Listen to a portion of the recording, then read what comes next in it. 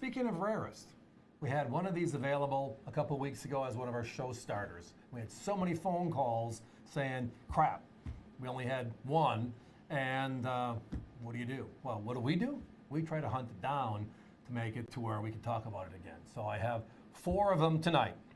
So we're going to talk them for 2 or 3 minutes, but it is back in stock. It's the gorgeous rarity in the Peace Dollars series. It's the #1, Unc, the 34S. Look at how gorgeous this coin is. Now this is what they call an about uncirculated, or super sliders and other terminology, and AU are the 2 capital letters, if you will, which means the next grade up is uncirculated. If you look at the high points, you can see slight traces of wear, which is why it's not Unc. But if this was an uncirculated coin, add zeros behind this price. It is the key coin in the Peace Dollars series. And again, we think that it's going to be the 28, because that's the lowest mintage. We think it's going to be the 21 high relief, because it was the first year, only made for a month. But when it comes down to it, the 34S is the key coin in the series when it comes to uncirculated specimens. So just to start off with the mintage, it's a low mintage of just $1 million, so it ranks #1 of all San Francisco Peace Dollars. In the entire series, 1921 through 1935, out of the estimates, it's #1. But the scarcity really comes into play when you look at population figures, and in uncirculated condition, it's the rarest uncirculated. You're looking at 1,387 coins have been seen and known to exist in uncirculated condition. In all grades, it's less than 5,000, only 4,962. So you're looking, that's why this coin, the 34S, is so special. All grades, 4,962 have been seen, and in uncirculated, it's the rarest at 1,387 pieces. Again, it's looking at the global series and using how many coins have been seen to let us know what are the coins I should pay attention to. Why can't I find a 28P? Why can't I find a 27D? Why can't I find a high relief, right? Well, it's because of the low populations. But the next step is to look at how many coins, or how, in this case, how few there are in uncirculated, which is mint state 60 or higher.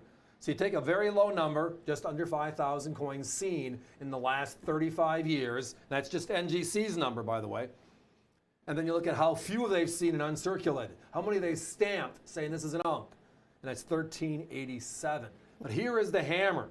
In uncirculated condition, this coin sells for over $5,000. If you can find it. If you do find it, by the way, buy it certified. I can't tell you how many coins I've seen that look this nice. And send it in. It comes back that 50, 53, 55 grade, which is a beautiful coin. But that's an affordable coin. Here's the other side. Our competition has this exact same coin, which doesn't happen often. Doesn't happen often. Apples to apples tonight, and they're at $11.99. So we are $600 less. We are half the price. And it's the same rarity. I think that's the reason why it sold out so quickly when we had it available a few weeks ago. It is just a great coin, a great opportunity, and we love the series. Again, it's the last 90% silver dollar struck in America. That is the Peace Dollar series. When the Eisenhower came out in '71, it was a copper clad for circulation. Now, yes, they made some special silvers, but the series was a copper clad. The Peace Dollar was made from 21 to 35, 21 to 28, and then 34 and 35 actually.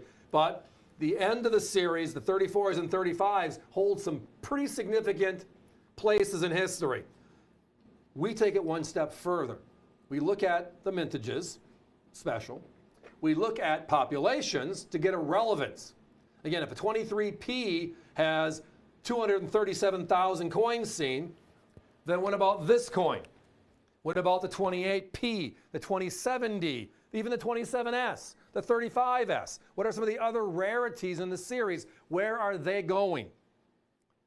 So we look at population reports. How few of them have been seen by comparison to the coins we see more often?